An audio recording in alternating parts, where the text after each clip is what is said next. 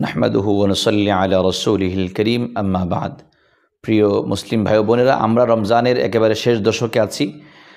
আমাদের জানার বিষয় হলো, অনেকে জিজ্ঞাসা করেন যে যেমনিভাবে জাকাত সংক্রান্ত বিষয় জিজ্ঞাসা করেন, সাথে সাথে সাদাকাতুল ফিতর সংক্রান্ত বিষয় জিজ্ঞাসা করেন যে এটা আমরা কিভাবে আদায় করব। সাধারণত সাদাকাতুল ফিতর ওয়াজিব হয় কার উপরে, এটা আগে আমরা জেনে নিই। সাদাকাতুল ফিতর ওয়াজিব হয় নেসাব পরিমাণ মালের মালিকের উপরে। কোন দিন? ঈদের দিন। সুবহ সাদেক ঈদের দিন সুবহ সাদেকের সময় যদি কারো কাছে নেসাব পরিমাণ মাল থাকে, ওই ব্যক্তির উপরে সাদাকাতুল ফিতর ওয়াজিব। তো নেসাব পরিমাণ মাল এটা কোনটা?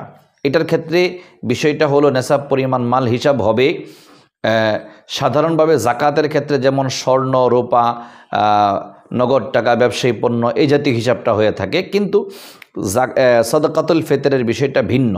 সাদাকাতুল ফিতরের ক্ষেত্রে আপনার বিষয়টা খেয়াল রাখবেন যে সেখানে আপনার নিত্য প্রয়োজনীয় যা আছে, নিত্য প্রয়োজনীয় মানে ওই দিনের জন্য যা প্রয়োজন, এমন প্রয়োজনের বাইরে অতিরিক্ত যা কিছু আছে হিসাবে আসবে।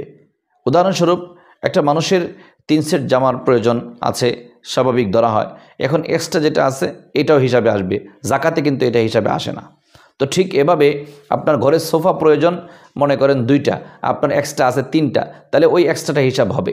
আপনার মোবাইল দরকার 1টা, আছে 3টা, এক্সট্রা যেগুলো আছে এগুলো হিসাব হবে।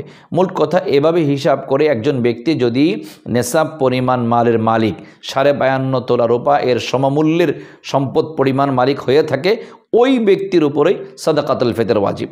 তাকে সাদাকাতুল ফিতর আদায় করতে হবে। আর এই সাদাকাতুল ফিতর আমরা অবশ্যই ঠিকমতো আদায় করব। আদায়ের ক্ষেত্রে কিছু নিয়ম কানুন আছে, সেগুলো আমরা বজায় রাখবো ইনশাআল্লাহ। আল্লাহ রাব্বুল আলামিন আমাদেরকে সাদাকাতুল ফিতর ঠিকমতো আদায় করে ফজিলত অর্জন করার তৌফিক দান করুন। আমিন। ওয়া আখিরু দাওয়ানা আনিল হামদুলিল্লাহি রাব্বিল আলামিন।